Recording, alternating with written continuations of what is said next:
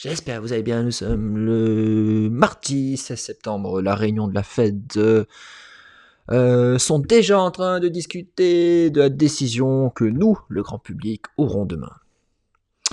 Donc, ceux qui ne le savent pas, il y a un petit astérix. Donc, demain, nous avons aussi la mise à jour de la projection de la Fed.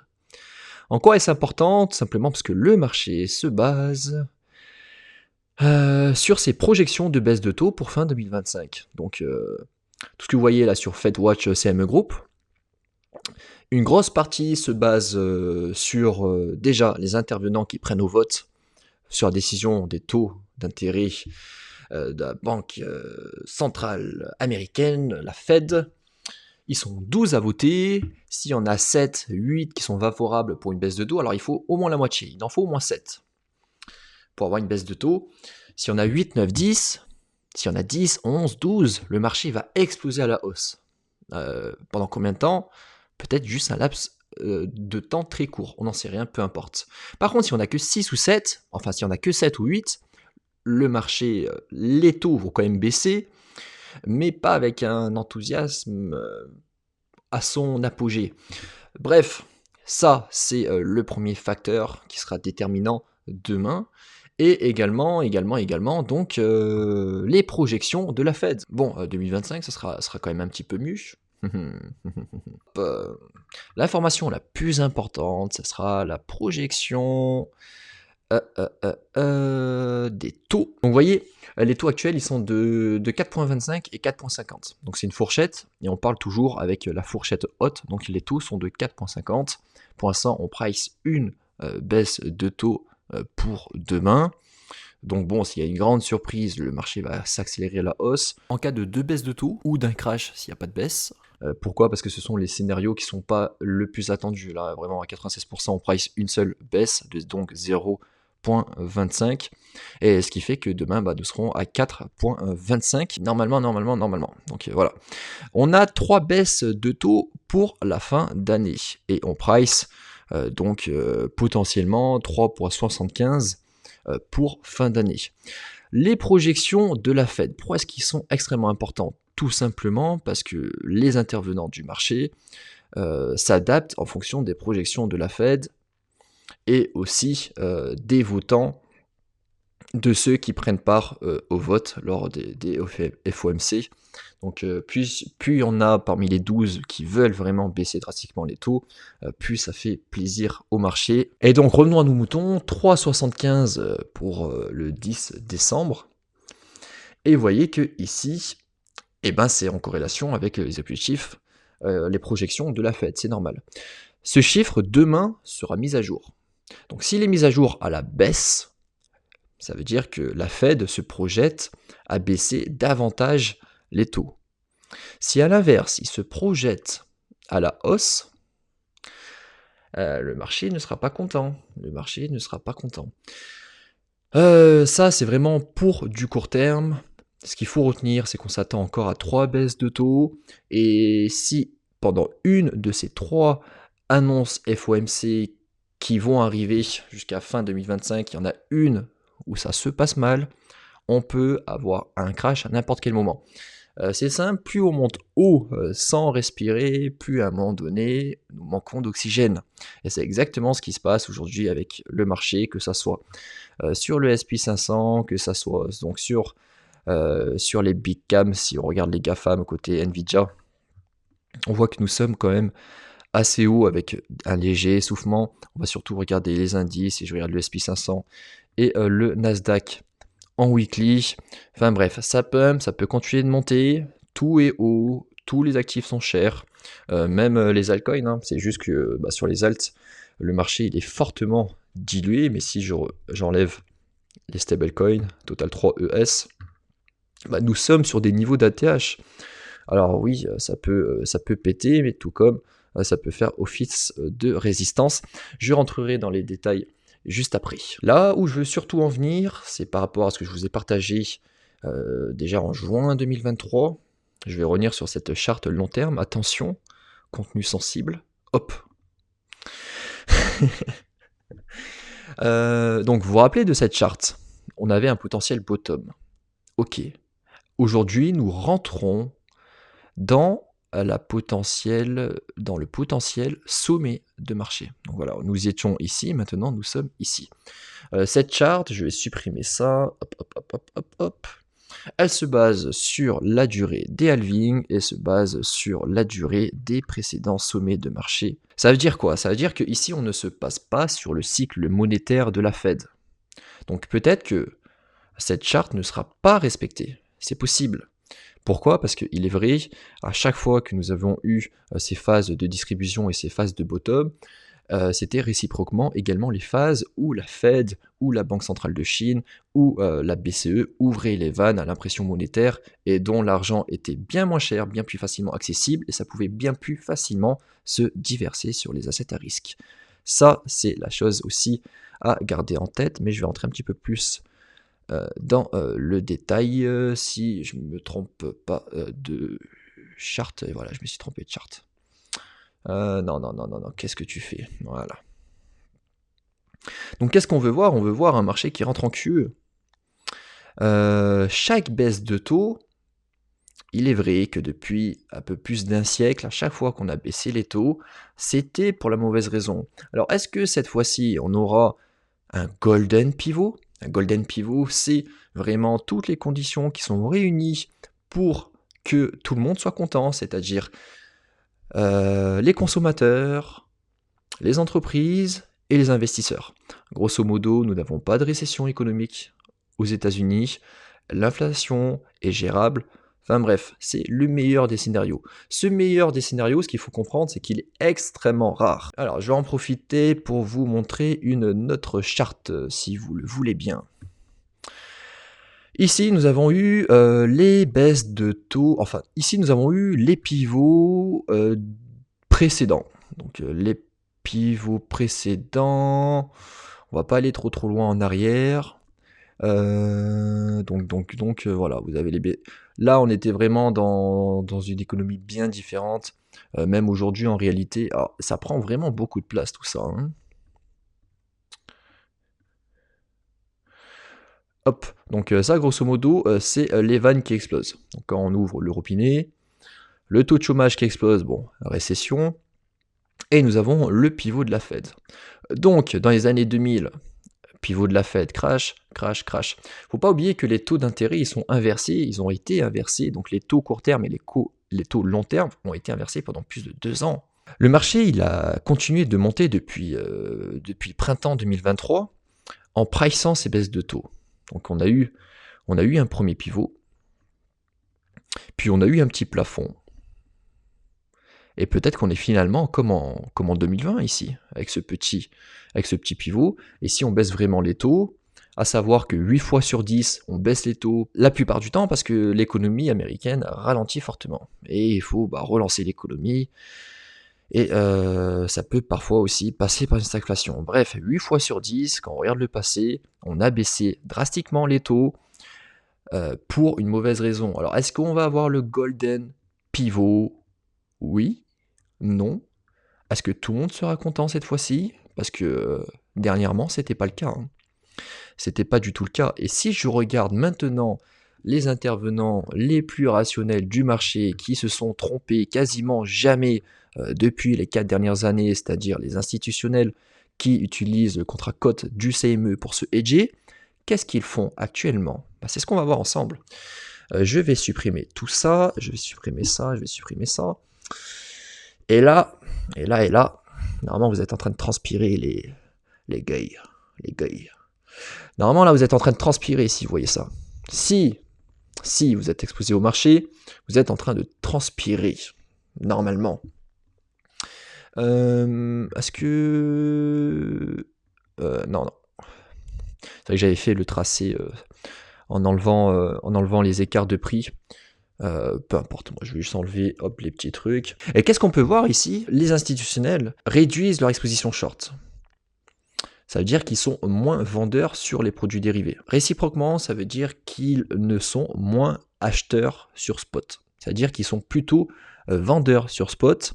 Et pour se hedger, ils réduisent leur short sur les dérivés. Et ils auront peut-être même tendance à long au cas où si le prix réexplose à nouveau. Du moins, c'est comme ça qu'ils ont utilisé ces contrats. Donc, je les interprète tels quels parce que ça a fonctionné depuis des années. Ça fonctionne ainsi. Le jour où ça ne fonctionnera plus, je n'interpréterai plus cette information telle quelle. Mais on peut voir, hein, je vais pas y revenir parce que ceux qui me suivent, vous le savez, hein, mais à chaque fois que ça s'est produit, on avait soit un top temporel, soit même le début d'un bear market. Aïe, aïe, aïe, aïe, aïe, aïe, aïe, aïe, aïe. C'est pour ça que normalement, là, si vous êtes exposé au marché, vous voyez ça, vous devez vous dire, est-ce que ce serait pas le moment de me sécuriser au cas où, si justement, il n'y aurait pas un sell news ou une baisse trop agressive, parce qu'en fait, finalement, l'économie, elle n'est pas forte. Ça, c'est la question. Et donc, les intervenants, les institutionnels, ils prennent pas de risques. Ils se retirent. Ils se retirent et peut-être que dans un avenir proche, après le FOMC, après que le marché aura balayé tout le monde dans les deux sens, peut-être qu'ils repasseront bullish. Tout comme ici, ils sont repassés bullish. Tout comme ici, ils sont repassés bullish. Donc quand on voit des M, là on voit des W, donc ils sont vendeurs. Mais pour l'instant, c'est pas le cas. Pour l'instant, ils ont arrêté de se mettre à risque sur les marchés. Et c'est généralement dans cette petite fenêtre de temps qu'on peut voir les small caps exploser. C'est tout ou rien. Soit ils vont profiter d'une hausse, une dernière hausse. Quand on regarde les small caps sur les marchés traditionnels, avec le Russell 2000 par exemple, on peut voir qu'on est revenu en plus ou moins en haut de range. Bon, la tendance reste plus ou moins haussière, c'est sûr, mais depuis 2021, on est dans un range. Et peut-être qu'on a vraiment besoin d'avoir les taux bas pour avoir vraiment une cassure sur les small caps, donc small cap côté action, et bien entendu donc small cap également, qui sont fortement corrélés côté crypto. Donc vous voyez, les deux charts, elles se ressemblent énormément. Là, on a le Total 3, donc les small cap côté crypto, et là, on a le Russell 2000, donc les small cap côté des actions américaines. Et peut-être qu'on aura besoin de ce fameux stress move avec une baisse de taux avant de voir, donc pas à 0% cette fois-ci, ça risque pas, mais autour des 2%, des 2,5%. Bon, ça dépendra également de la projection de la Fed. D'ailleurs, hop, donc, parce que là j'ai pris les taux 2 ans en blanc. Alors si je vous la mets, parce que j'avais une alerte qui avait sonné là-dessus il y a quelques temps, US02Y. Et vous voyez, là, hop. Là, si on a ça, on peut vraiment avoir une accélération côté des Russell 2000, du côté des small caps. Si l'économie ne montre pas de signe de ralentissement et que la Fed ne décide pas de ralentir la baisse de taux, et ensuite on peut très bien en fait avoir un crash juste après.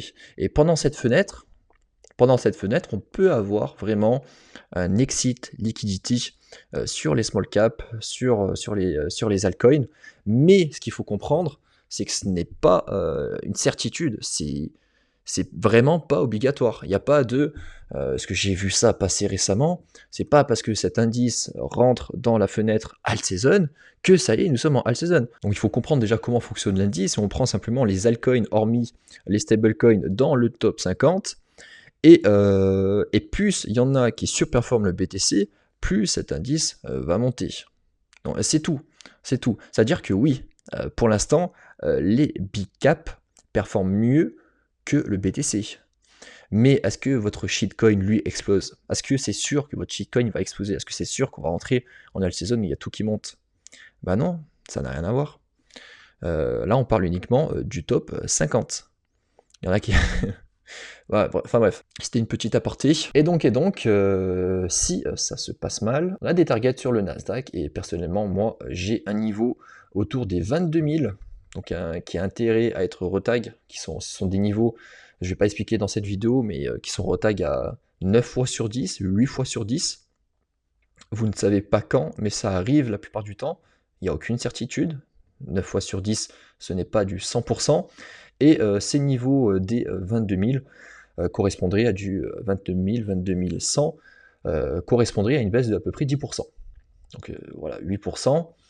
8%, bah, ça peut vraiment secouer le cocotier côté des altcoins, et peut-être que le marché fera ça avant de vraiment faire ça plus tard, tout comme on peut faire ça tout de suite. Donc il n'y a vraiment aucune certitude là-dessus, mais ce sont des niveaux à garder à l'œil. Et si on regarde l'Ethereum, c'est pareil, j'ai des niveaux où le marché a de l'intérêt à revenir sur les 2700. Alors sur les 1300, il y a de l'intérêt aussi, mais c'est pas pour autant que le marché va y retourner. Et sur le BTC, alors sur le BTC ça va vous faire peur, donc là vu comme ça je me dis il n'y a vraiment aucune chance que le prix aille aussi bas. C'est pas sur cette charte, donc je vais vous trouver une autre charte. Donc voilà, alors le premier niveau que j'ai sur le BTC c'est au niveau des 96 000, et ensuite c'est les 33 000.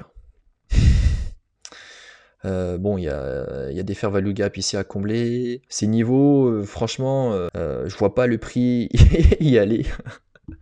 Je me dis, c'est peut-être pour ça qu'il va y aller. Enfin bref. Sur le Nasdaq, ça ferait une belle purge quand même. L'objectif, c'est pas de pricer la baisse, c'est de se dire que à un moment donné, on va manquer d'air. Donc peut-être qu'on va manquer d'air maintenant, tout comme on peut manquer d'air plus tard. Je vous ai pas parlé des 50%, mais sur les altcoins, si on a de telles baisses sur le Nasdaq, on aurait certainement des baisses de 30 à 40% sur les alts. Si vous voulez, on pourra regarder très rapidement le top 100 juste après.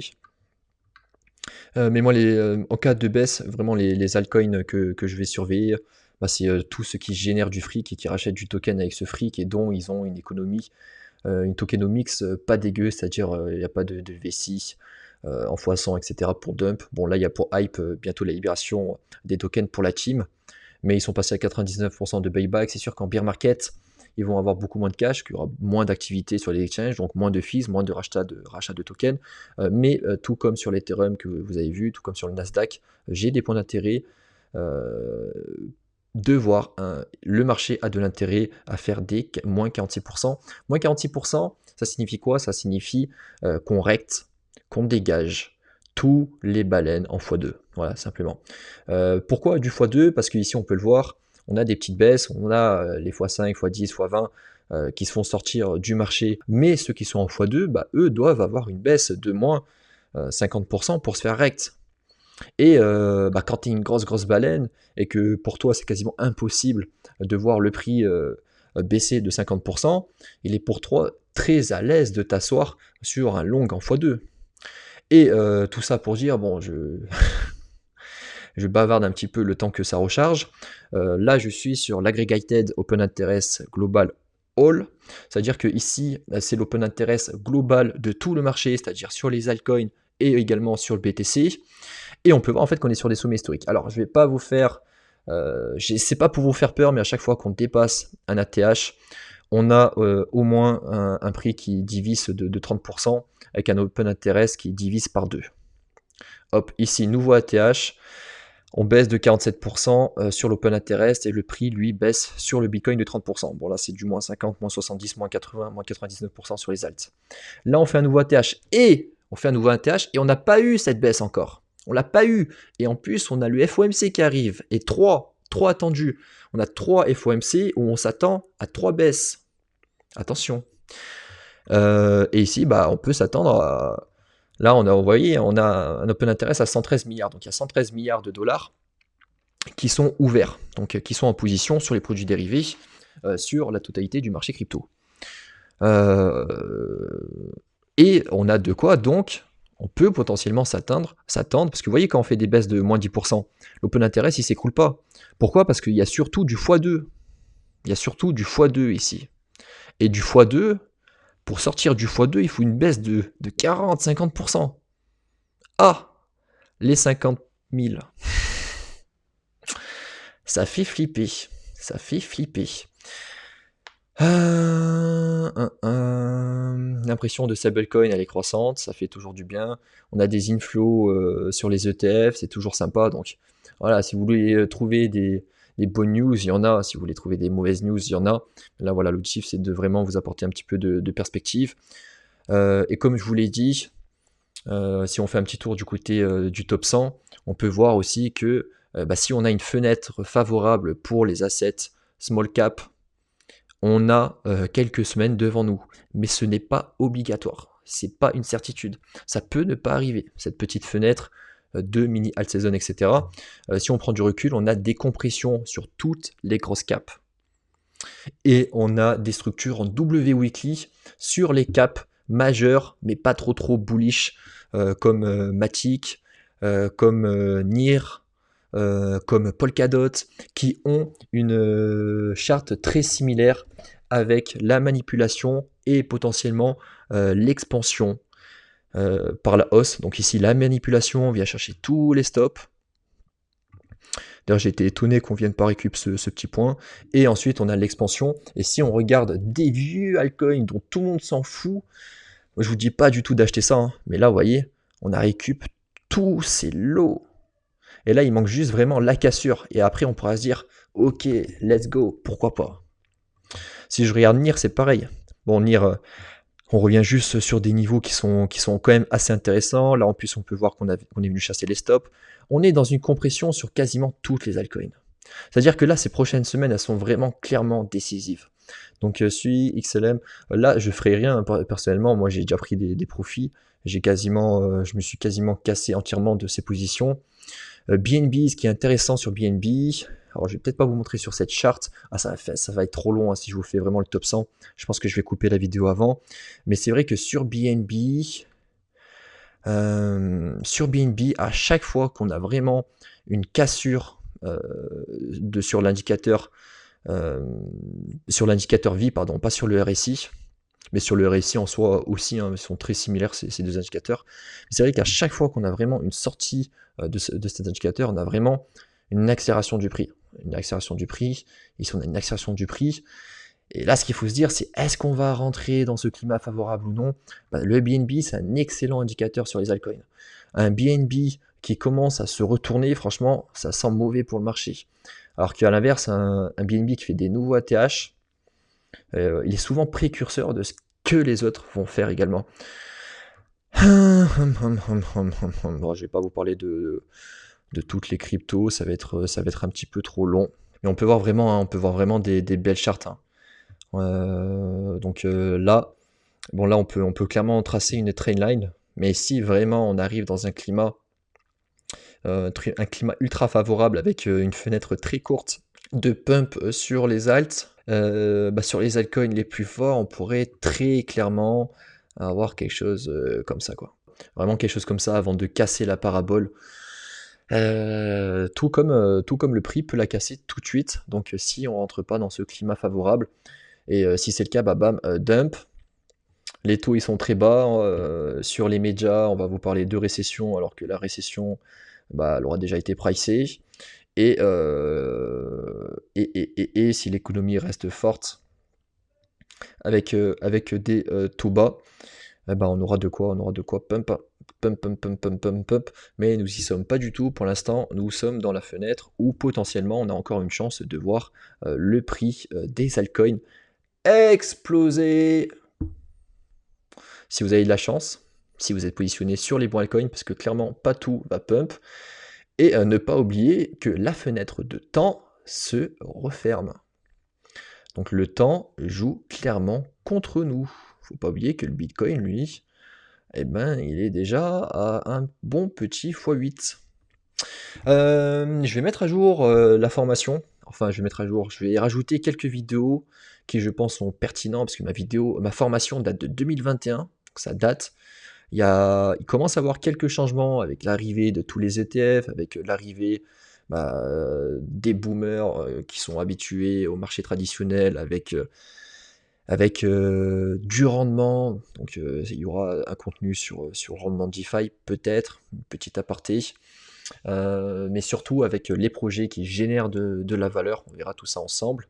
Et d'ailleurs, en parlant de rendement et de DeFi, donc moi je commence déjà à prendre des profits, et le cash, il est intéressant de le mettre sur des stablecoins dollars. Alors c'est pas des conseils en investissement, c'est sûr, mais je trouve ça pertinent si je vous mets la charte et donc la charte du dollar, c'est surtout ça qui va m'intéresser. Oula, je vais enlever ce qui fait tâche un peu. Hop. Le dollar aujourd'hui qui est très faible contre l'euro. Donc là, c'est le dollar face à un panier de devises. Mais on peut voir une box assez pertinente. Je pense si on y revient de bottom ici, clairement. Et en fait, nous y sommes presque. Donc c'est là où je veux en venir, c'est que selon moi, c'est pas le moment de vendre des dollars. Donc c'est pas le moment de vendre des USDC ou des USDT, mais, mais qu'il est préférable, parce qu'on aura certainement une consolidation, peut-être pas un petit peu plus bas, hein, une consolidation avec vraiment un rebond pour consolider ou une reprise, on ne sait pas. Mais je pense qu'on est dans une zone de bottom sur le dollar. Et donc qu'il est dommage de vendre du dollar pour de l'euro, sachant que le dollar il est très faible face à l'euro. Donc pour moi il est plus pertinent de préserver ces USDT, ces USDC, et qu'est-ce qui est encore plus intéressant, c'est de potentiellement les faire travailler. Et il y a Rainbow Bridge, donc un protocole de Terre-Noire sur leur Layer 2 ZKEVM, qui est très pertinent car on a un rendement qui peut aller jusqu'à potentiellement 20%. Pourquoi 20%? Parce qu'il y a le rendement de Morpho. Donc vos fonds, ils ne sont pas bloqués. Vous n'avez pas besoin de les staker, vous n'avez pas besoin de les bloquer. Et vous pouvez même les utiliser sur d'autres protocoles. Mais juste les mettre sur le Rainbow Bridge, sans les bloquer, etc. Vous avez un potentiel de rendement jusqu'à 20% avec 4,8% de rendement garanti, à part si le leaf est perdu, donc le rendement est perdu à cause de hack ou je ne sais quoi. En passant par le protocole Morpho où il y a déjà, il me semble, 200-300 millions de dollars qui sont bloqués, sauf que ici, vos fonds, ils sont liquides, et un rendement de 20% qui lui dépend de la valorisation du CAPS, qui est donc un bonus. Si je vais, hop, j'étais pas sur le bon wallet. Donc voyez, moi, les leafs, je les retire et je les fais travailler sur d'autres protocoles, mais vous n'êtes pas obligé de faire ça. Donc chaque semaine, je reçois mes petits rendements et je les mets en staking sans que l'investissement de départ, lui, soit bloqué. Et vous voyez, lui, c'est le synthétique leaf qui dépend majoritairement de la valorisation du prix du CAPS. Donc je pense que ce sera surtout intéressant en peer market. Et 10% des rendements générés par ce protocole, le rendu en leaf, sera utilisé pour acheter du CAPS et burn. Bon, ce qui devrait, je pense, faciliter l'appréciation de la valorisation du CAPS. Voilà, sur ce, si vous avez des questions, je suis dispo en privé. Et attendons la prise de décision de la Fed demain. Et soyez attentifs à ce qui sera dit, notamment avec les 12 intervenants. Donc on aimerait en voir au moins 8, 9, 10 qui soient pour vraiment des baisses de taux durables. Le prix devrait vraiment exploser. Si on en a juste 7, 8 sur 12, même si on baisse les taux, peut-être que le marché va tirer la gueule parce que les 2 prochaines baisses de taux, finalement, seront incertaines. Ciao tout le monde!